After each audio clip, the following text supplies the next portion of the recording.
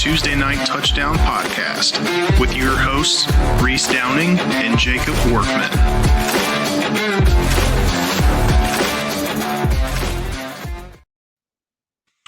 What's going on, guys? It is TNT Tuesday Night Touchdown Podcast, NFL edition, Week 14 picks.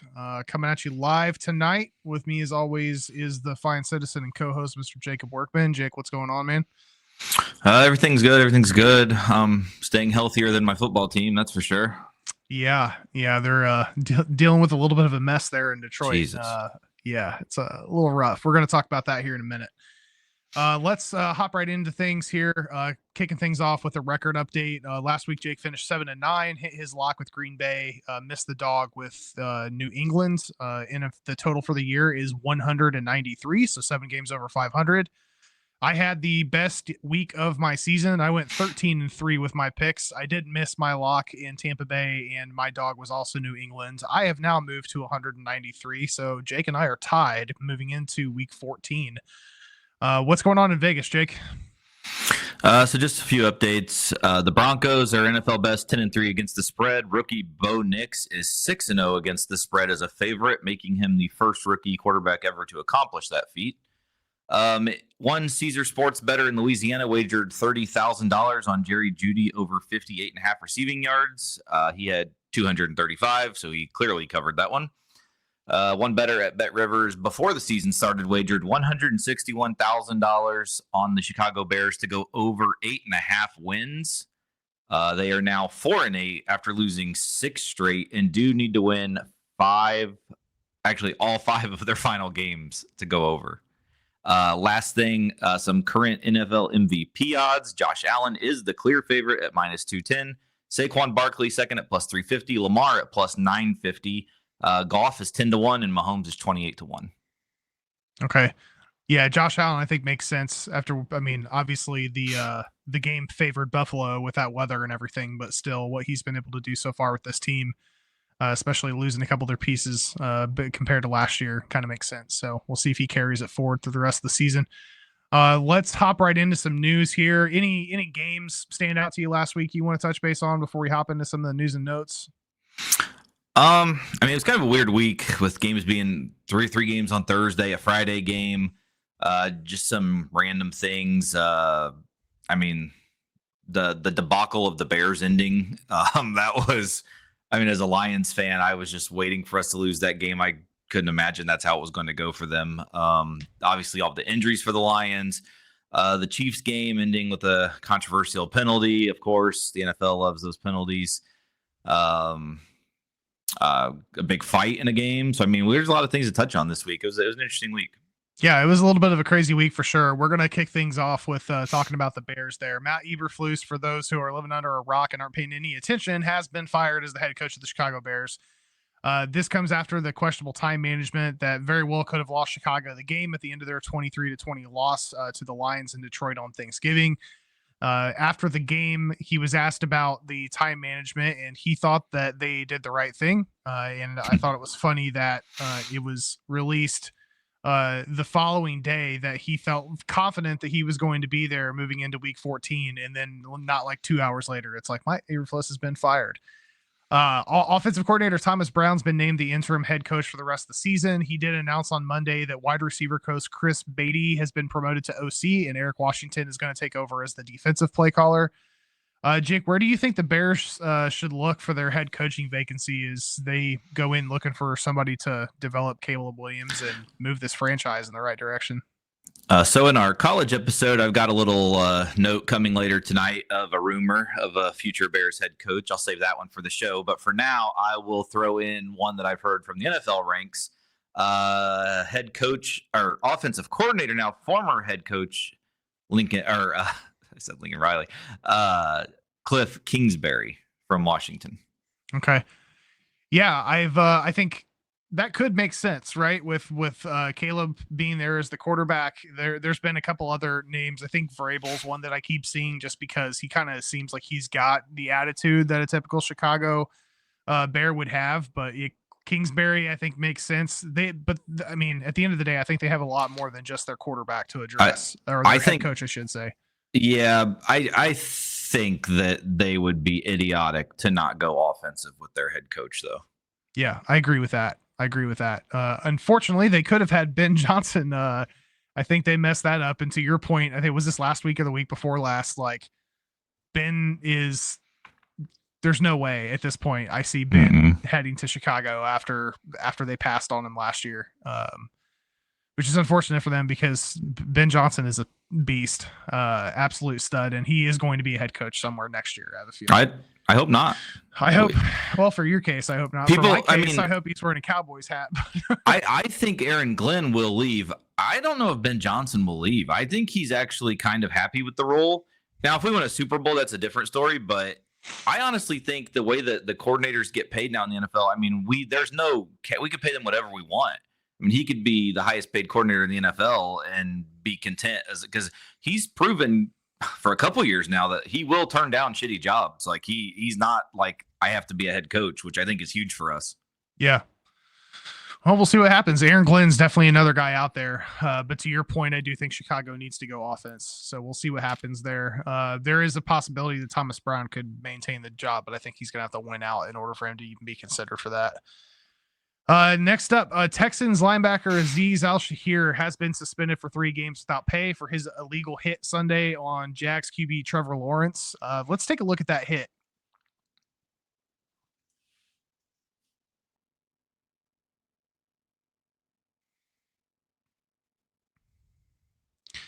So before I give my thoughts, Jake, what are your thoughts? I think we need to change the rules in the NFL. I don't see anything wrong with the hit at all. I think the problem is sliding. I watch more football than anyone I know, and you can tell the quarterbacks that have got hit before on a slide because they all go head first now. The injury risk from sliding is 10,000% higher ever than it was of when people were going head first. If you watch now, college, there's a lot of guys in college that will go head first. I think the coaches are teaching it. You actually hear some of them talking about it that way. When they go head first, no one even attempts to even go after him. In the NFL, I mean, and part of the problem is Patrick Mahomes, because Patrick Mahomes will fake slide. He'll pretend he's running out of bounds, and then he'll cut back inside and run for 30 yards. Yep. That can't be legal. They can't allow that if they are going to call this bullshit, because you can't slide half a second before a guy running 15 miles an hour at you and is already about to leave to go to tackle you. What are you supposed to do? Like I'm a very offensive person. Like I love the offensive side of the ball. That's clear if you listen to this show. But this one's got to go to the defense. There's nothing they can do in this situation. They've got to get rid of this dumbass slide. And if you look at injury rate, they talk about injury rate on kickoffs. I've seen more people get hurt on this dumbass slide in college and NFL than I have on anything. That is the play that people get hurt on the most. Get rid of the slide. That's the key. Yeah. I had a feeling we were going to be aligned on this. I've seen a lot of opinions the other direction, and there's people on Twitter when I was going through and reading some of the stuff earlier today that have our tone of voice on this that are just getting attacked. If you watch that video, Trevor starts to slow up like he's going to slide, and then he takes 2 more chop steps before he actually goes down. At that point, Al-Shahir's momentum is already going forward, and you can look at these replays all you want, but the fact of the matter is that these guys are moving, to your point, 15 miles an hour fast at each other. Like it's impossible for you to change your momentum. In addition to that, if you look at where he makes contact on Trevor Lawrence's left shoulder. He could have hit him right in the head. He could have squared and hit him right in the chest. Either one of those would have been a more violent hit to the back of the head because he would have gone straight down with more momentum. I don't know if Al-Shahir was meaning to do that, but the fact of the matter is, like, he doesn't leave with his helmet. He doesn't launch. You look at the rules on launching. He is not leaving both of his feet when he goes to launch. Contact is on the far shoulder. I understand in today's NFL, they're trying to protect players, but at the same point in time, like Trevor Lawrence is 6'6", 220. He's not a tiny dude. Yep. And if you want to protect yourself, you have to do it the right way. And that's giving up sliding. Like it gives an advantage to the offense to have the rules set this way, where this guy goes to slide, and if he hops enough, he's going to slide in 2-3 extra yards for a first down play. That might be the difference in the game. So I understand trying to protect the players. I'm all about trying to protect the players, but at the same time, I feel like there's situations like this where talking heads and just broadly speaking, people have this opinion that he's this bad dude and that he's a dirty player. And one of the arguments that I saw was like Zahir being a dirty player, and like then one of the videos that we saw is where he threw that punch randomly when they were on the sidelines. Like that's apples and oranges. Like he threw a punch because they were jawing at each other. It has nothing to do with hitting a quarterback that's sliding. I don't subscribe to the fact that he did this intentionally to try to injure and get Trevor out. I don't subscribe to the fact that he should be suspended for 3 games. I mean, look what Myles Garrett did to Mason Rudolph with his helmet, and he was suspended for 6 games. Like that's not even close, and it's not the same thing. But I'm just looking at it from a suspension standpoint. Like Shahir's getting 3. It just none of this makes sense. And I know that they're trying to make a point, but to that point, the NFL is notorious for not being consistent in what their rulings are. So, yeah, the slide is the key. Like they've got to just outlaw the slide because there should be no possible way that in this situation. If he were to, I mean, the defenders are going to get so afraid of this crap, especially with a 3-game suspension. They're going to get so afraid of this crap. They're not even going to attempt to tackle him. And he's going to say, okay, fake slide and run. I mean, we've seen it multiple times already. And if there's no stopping that, like, why would a quarterback not do that? That's why Mahomes does it, because he's smart and he knows he's going to take advantage of it. Like, yep. He does it on the sideline and he fake slides all the time, especially the sideline one. He does that sideline fake jog like he's going out of bounds and then cut up field. Almost every other game. He does it all the time. Yeah.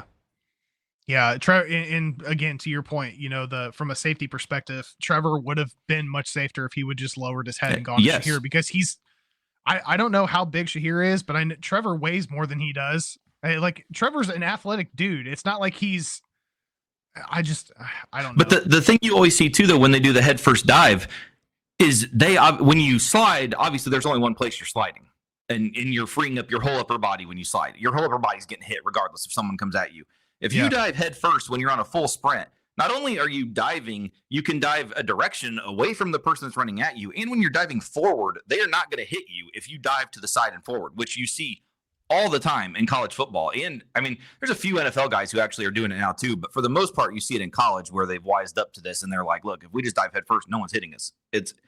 To me, it's much more logical and it's way safer, which is the opposite, because that's what everyone used to do. And then they put this shit in to try to avoid that. And you see guys get hurt way more with this. Yeah. Well, there's a reason why you don't see running backs going and sliding very often at all. They go head first into linebackers that are 60 pounds heavier than they are, because it's a safer way to do it. So, and receivers do it too. Like when receivers want to catch and fall, when guys are coming at them, they catch and they go down, they go forward. They don't slide. Like, yeah. So hopefully they'll be able to figure this out. You make a great point with the whole Patrick Mahomes thing, because he does take advantage of it. And if you're going to have certain quarterbacks taking advantage of it, then that creates a competitive advantage on offense. And there's already a problem with barely being able to touch quarterbacks in the NFL anymore. I think the 3-game suspension is way too crazy. much. So, all right, let's go through some more news here. Kansas City Chiefs became the first team in the 2024 to clinch a playoff berth with their 19-17 win over the Las Vegas Raiders on Friday. The Buffalo Bills followed suit on Sunday by not only clinching a playoff berth, but securing the AFC East crown with their divisive victory over the San Francisco 49ers on Sunday night. They are still very much in the hunt for the 1 seed on the AFC side. Arizona Cardinals have signed running back James Conner to a 2-year, $19 million extension. We're going to talk about this a little bit more in the college episode, but former Colts quarterback Andrew Luck is back in football at the college level as he returns to his alma mater, Stanford, as the new GM of the football program. Miami Dolphins have decided not to activate Shaq Barrett off of their reserved retired list, despite Barrett applying to be reinstated this season. But they also don't intend on releasing Barrett or allowing him to play for another team, which is a little interesting to me. Steelers OC Arthur Smith, who has been rumored as a potential replacement for recently fired head coach Mac Brown at the University of North Carolina, has informed the university that he should not be considered a candidate for their head coaching opening. Speaking of the Steelers, with their 44-38 victory over the Bengals on Sunday, they have tied an NFL record with their 21st straight non-losing season. 18 of those come under Mike Tomlin. Jacksonville Jaguars have signed left tackle Walker Little to a 3-year, $45 million extension. While this is not breaking news by any means, it does sound like the end of the Aaron Rodgers era in New York is coming soon, as it's being reported as he is, quote, a long shot to return to the team in 2025. Despite continued struggles, Ravens head coach John Harbaugh has said he's not contemplating a kicker change as Justin Tucker continues to struggle throughout the season. Los Angeles Chargers have claimed safety Marcus May off of waivers from the Miami Dolphins. Something we reported on last week, Rams wide receiver DeMarcus Robinson sounds like he is not going to face any punishment for his arrest last week on suspicion of driving under the influence from the team. May still get punishment from the league office. That's still to be determined.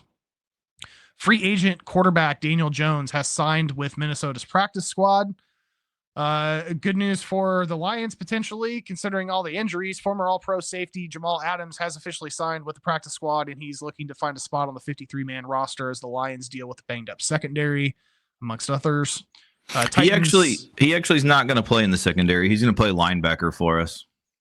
Yeah, well, that kind of makes sense considering the Malcolm Rodriguez injury and all the other stuff you guys have going on. So he's big enough to do it for sure. I mean, he was a huge safety, so it makes sense that he would be a linebacker.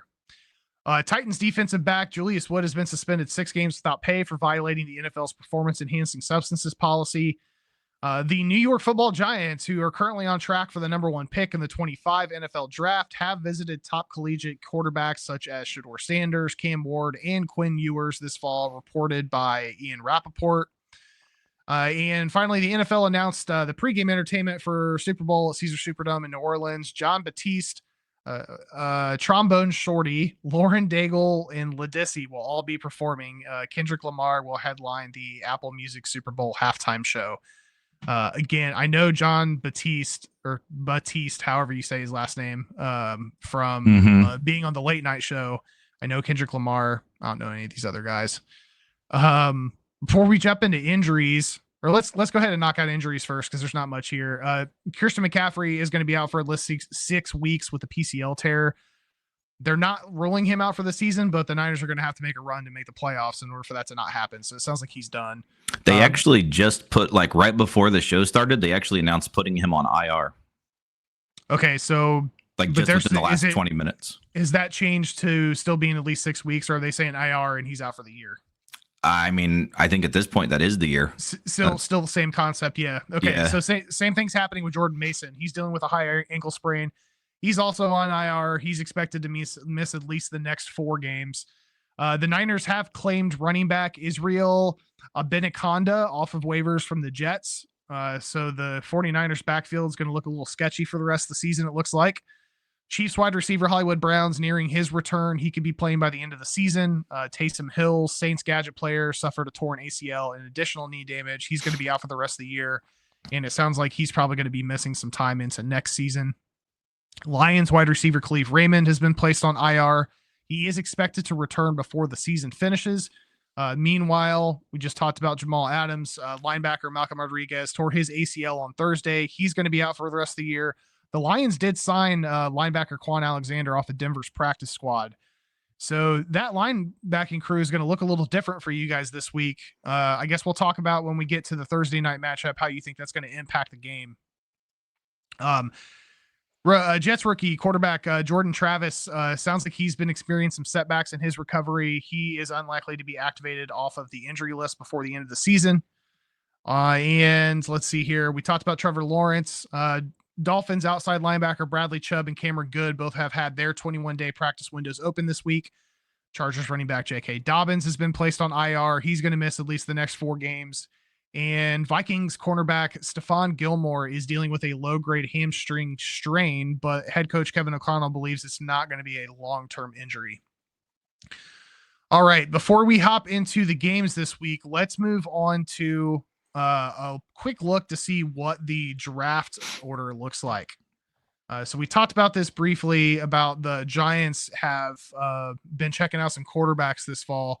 Right now, top 10 picks, we've got the Giants at 1, Raiders at 2, Jags at 3, Patriots at 4, Panthers at 5, Browns at 6, Jets at 7, Titans at 8, Bengals at 9, Bears at 10. And then rounding out the top 15, we've got the Saints, Dolphins, Cowboys, Niners, and Colts. And then pretty much everywhere from there, Rams, Bucks, Cardinals, this is all kind of still up in the air, depending on how all this shakes out. Anything stand out to you here, Jake? No, not really. I do know that there's a lot of background noise for Shador going to the Raiders. I don't know if at 2 that would work, or if they'd have to come up to 1 to get him. I guess the Giants maybe could potentially take Travis Hunter, but be interesting because there a lot of the things I've read so far is Shador and the Raiders going together. Yeah, the Giants, like, going after Travis Hunter, it just doesn't make any sense to me that the Giants wouldn't go after a quarterback in that spot. I just don't know what quarterback it would be. That's my only problem. Like, yeah. I think that they might free agency, I think, is going to determine a lot for the Giants, because I think they need a quarterback from free agency. I really don't think Shador will go there. And right now, I don't think there's another. I mean, I don't think Shador's worth it, but I don't think there's another. This is not a good quarterback class. So it's really tough to say, honestly. I don't. It's going to be interesting to see how the draft plays out, because there's a lot of quarterback wise. Like last year, we were kind of heavily quarterback influenced. This year, it's like it's not good. Yeah, it'll be interesting to see how everything shakes out here in the last few weeks. We've got a couple teams that are up here in this top 10 that don't need quarterbacks. When you're looking at teams like the Patriots, the Panthers, I don't think it sounds like if Bryce continues doing what he's been doing the past couple weeks, I'm assuming that the Panthers will stick with Bryce Young at least for another year. Cleveland's probably going to be looking for a quarterback. The Jets are going to be looking for a quarterback. The Titans, did they move on from Will Levis? If I'm them, I would be looking, especially in that 8 spot. Bengals obviously aren't looking for anybody. Bears aren't looking for anybody. So we'll see. There's always going to be trades and shakeups and stuff like that. The 25 draft show will be interesting and entertaining as it was this last year. So we'll keep an eye and update you guys through the rest of the season as we move forward here. Let's take a quick look at the playoff picture. This has moved just slightly, but it broadly looks like it did last week. On the NFC side of the equation, the 4-5 matchup, we've got the Minnesota Vikings traveling to Atlanta to play the Falcons. 6-3 matchup has the Green Bay Packers traveling to Seattle to play the Seahawks. And the 7-seed Washington Commanders would be traveling to Philly to play the Eagles in an NFC East showdown in a wild card matchup first round. Lions are obviously still sitting at the bye on the NFC side. On the AFC side, we have the Los Angeles Chargers in the 5 spot traveling to Houston to play the Texans. Baltimore Ravens are sitting in the 6th spot traveling to Pittsburgh to play the Steelers. That would be a hell of a first round matchup. And then we've got the Denver Broncos sitting in the 7th spot traveling to Buffalo to play the Bills. I think that's actually potentially a fun matchup for Buffalo there.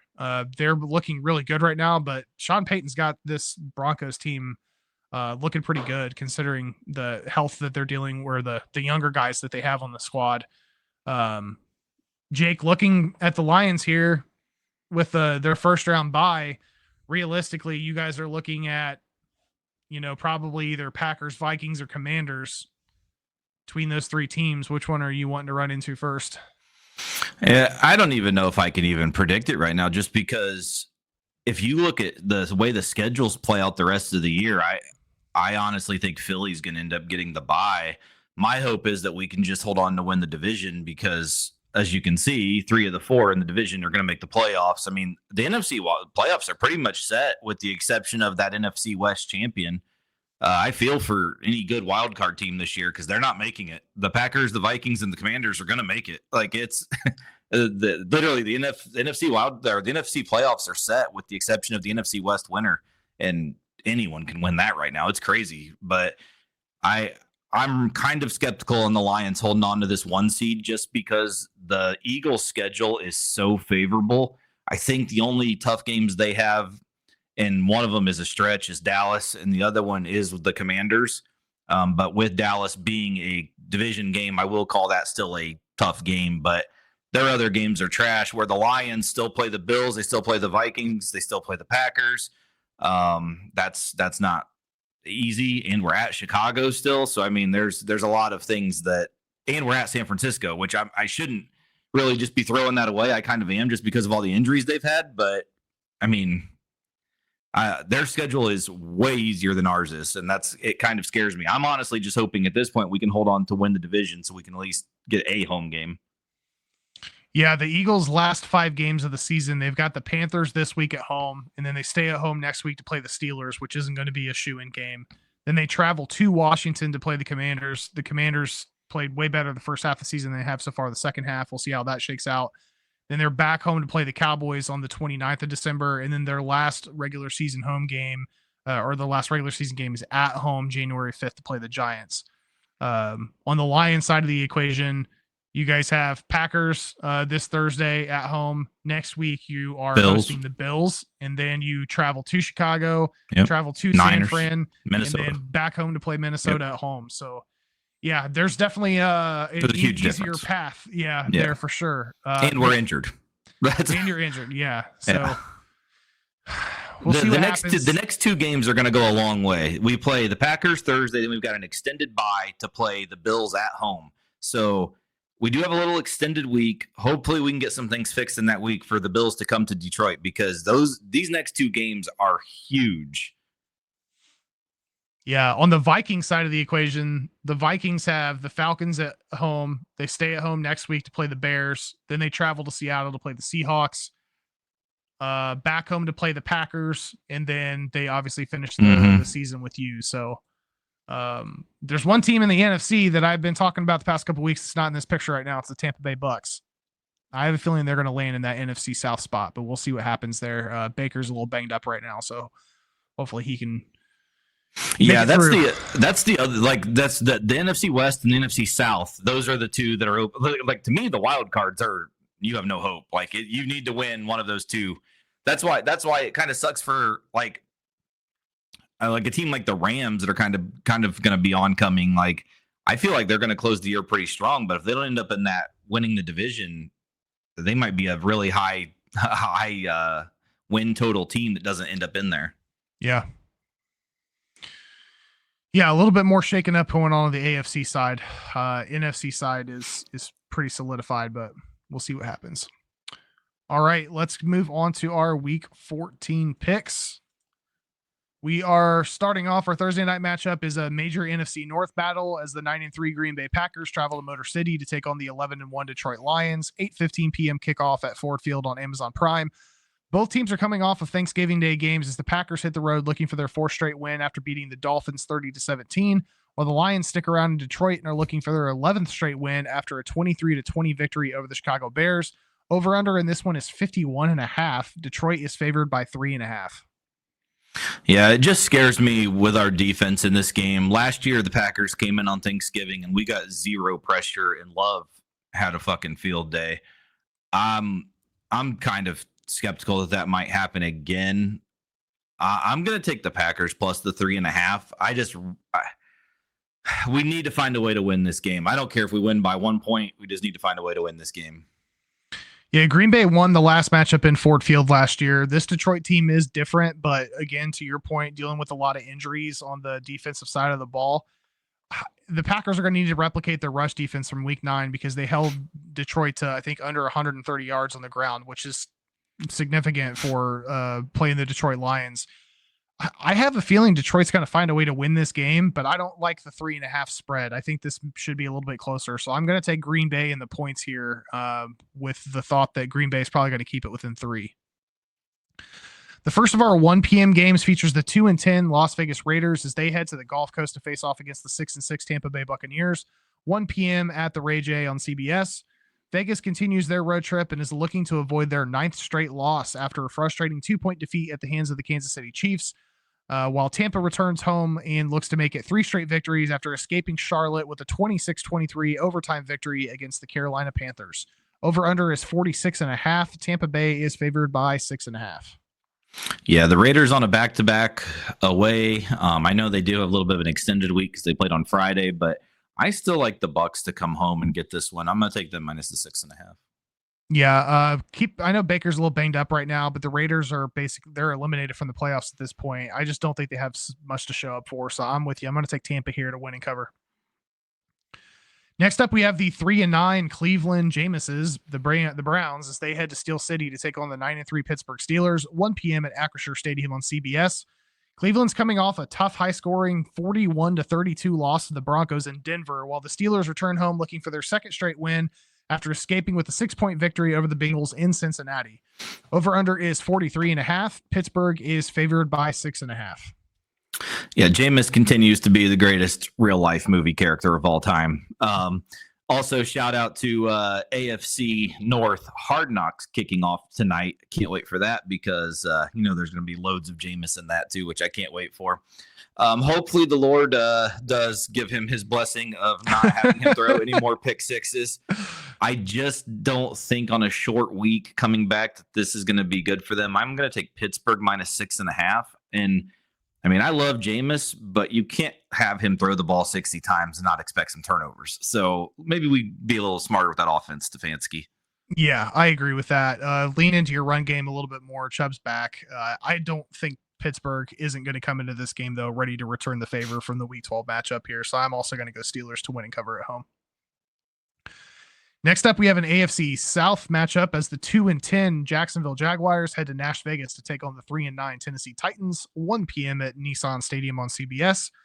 Jacksonville hits the road looking to avoid their sixth straight loss after a 3-point defeat to the Houston Texans, while the Titans return home after a 42-19 loss to the Washington Commanders in Landover. Over-under is 39.5. Tennessee is favored by 3.5. This is a tough one. I'm going to go with Tennessee. They've played in so many games that they should have won, and they end up losing. I think Jacksonville's just what they need right now to come to their home field. I'll take Tennessee minus the 3.5 at home. Yeah, I'm with you. Jacksonville's a little banged up right now. Tennessee's offense hasn't looked that bad. They just find ways to lose games. I do think this is a good one for them to get under their belt, though. So I'm also going to go Titans to win and cover at home. Next up, the 3-9 Carolina Panthers head to Quaker City to face off against the 10-2 Philadelphia Eagles. 1 p.m. kickoff at Lincoln Financial Field on Fox.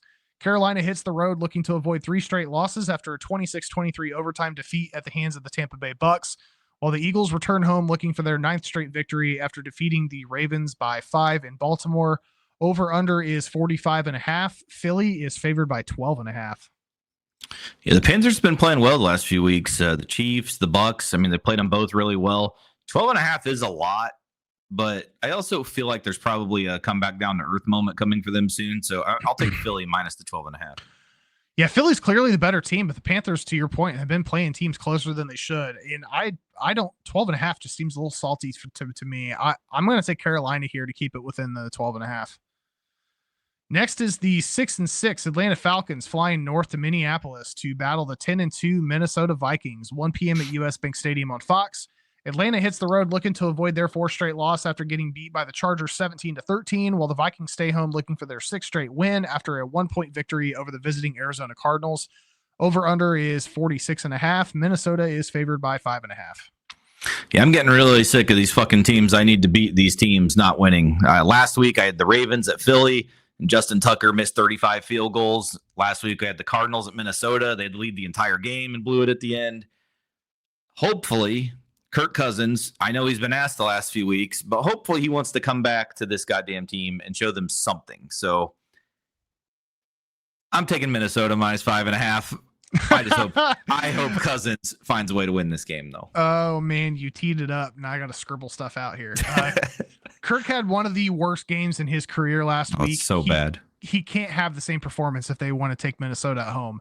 I do think this is a revenge game for him, though. So I expect him to shake the rust off a little bit. I do think Minnesota is going to win this game, but I'm going to take the Falcons to keep it within 5.5. Next up, the 3-9 New York Jets head to South Beach to take on the 5-7 Miami Dolphins, 1 p.m. at Hard Rock Stadium on CBS. New York hits the road looking to avoid their 4th straight loss after getting beat by the Seahawks 26-21, while the Dolphins return home looking to shake off a 30-17 loss at the hands of the Packers in Green Bay. Over-under is 45.5. Miami is favored by 6.5. This is such a terrible game. Like at the beginning of the year, this is one of those games that like you look forward to, and now you look at it and you're like, Jesus. 6.5 seems like a lot to me. I don't, in neither one of these teams. I'll take the Jets with the points just for the sake of, I don't think either of these teams are that great. Yeah, the Jets are a mess. Tua has never lost to the Jets. Miami's won the last 8 at home in the series. So for those reasons, I'm going to take the Fins minus the points to get a W here and cover, hopefully by a touchdown. The last of our early matchups features the 4-8 New Orleans Saints as they head to East Rutherford to face off against the 2-10 New York Giants. 1 p.m. at MetLife Stadium on Fox. New Orleans heads north after a 7-point loss at the hands of the visiting Los Angeles Rams, while the Giants return home looking to avoid their 8th straight loss after losing 27-20 to the Cowboys in Jerry World. Over-under is 40.5. New Orleans is favored by 4.5.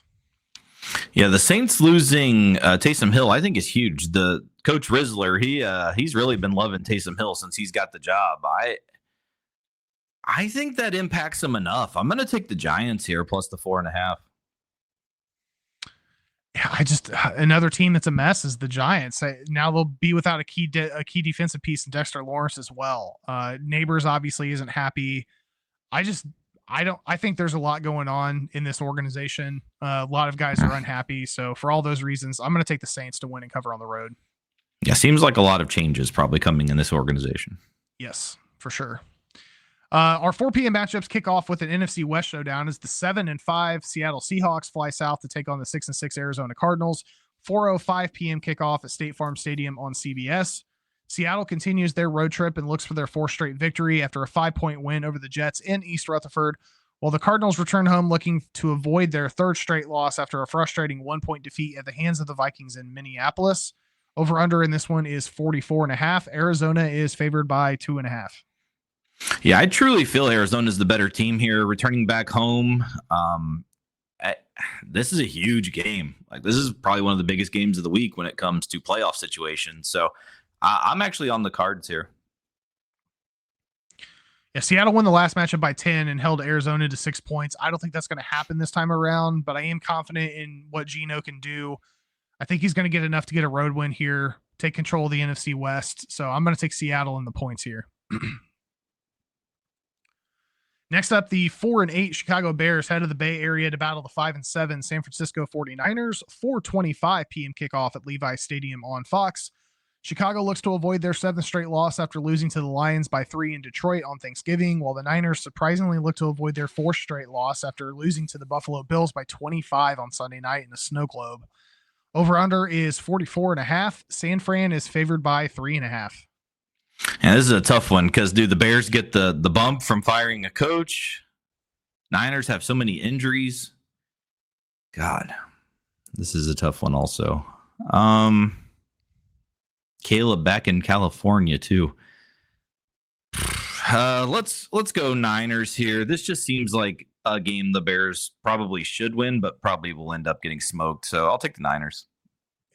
Yeah, Chicago may find a way to lose this game, but I just have a feeling it's going to be close. So I'm going to take the 3.5. I don't know if they're going to win it, but I'm going to take Chicago in the 3.5 here.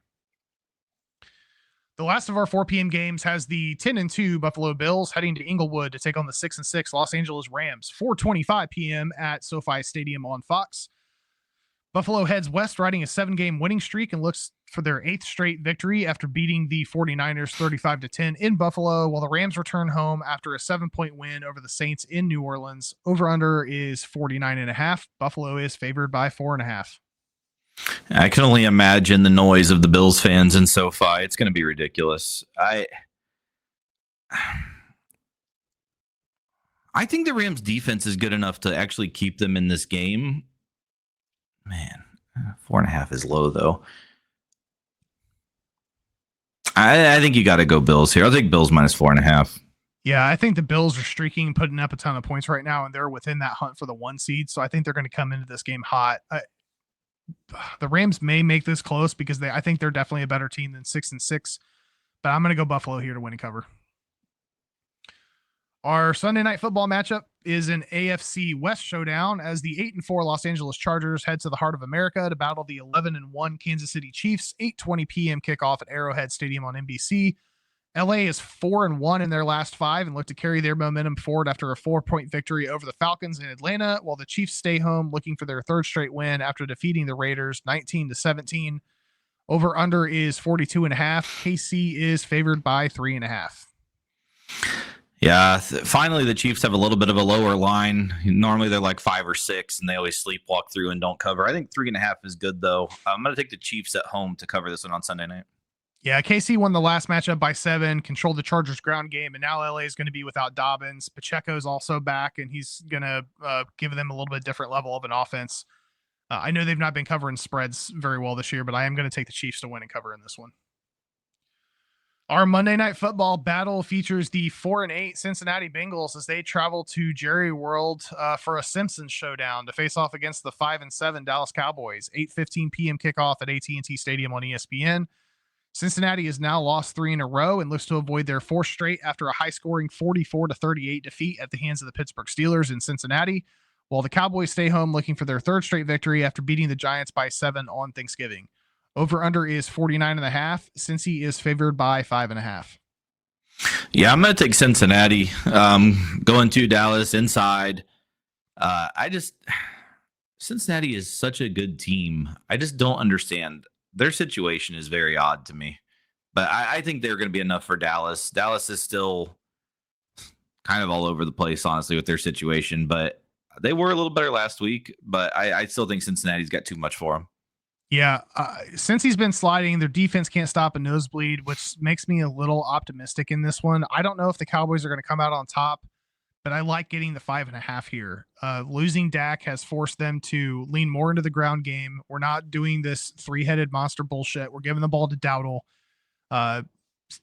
Quicker passes coming out of Cooper Rush. We've got a couple guys back on defense. For all of those reasons, I'm going to take my boys here plus the 5.5 to at least cover, if not get an outright win. Bye week teams this week are the Broncos, Colts, Patriots, Commanders, Ravens, and Texans. All right, Jake, let's move on to locks of the week. Who you got? My lock of the week is the Bills going to the Rams. I think 4.5 is just too low. I think the Bills are going to be able to go in there. It's going to be the furthest away home crowd of all time because they will have a very big home crowd advantage in SoFi Stadium. But I like the Bills returning to inside to normal weather to keep it rolling against the Rams. We'll keep this one quick and simple. I'm with you. I think Buffalo is going to come into LA and get it done.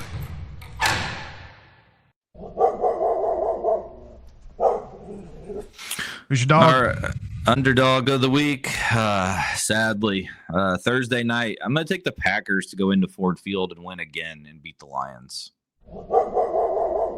Got plus 144 there. I am going to go with Seattle at Arizona. I just think the Hawks know that there's an opportunity to grab firm control of the NFC West, and they're going to get it done. So I'm going to take Seattle here as my dog. All right, guys. That is it for us for week 14. Please like, share, subscribe. Those of you who watched us live, we appreciate you guys joining. For Jacob Workman, this is Reese Downing. We'll have the NCAA show coming live here in just a minute. Reese isn't the only Cowboys homer this week. The Simpsons game is going to be awesome. Thank you, Ike, for the drop in at the last second here. We'll catch you guys on the NCAA side here. Just give us a couple minutes and we'll be back live with y'all. We'll see you guys next week. Cheers. College football playoff bracket out in just a couple minutes. We'll be live with it in just a second. Let's go.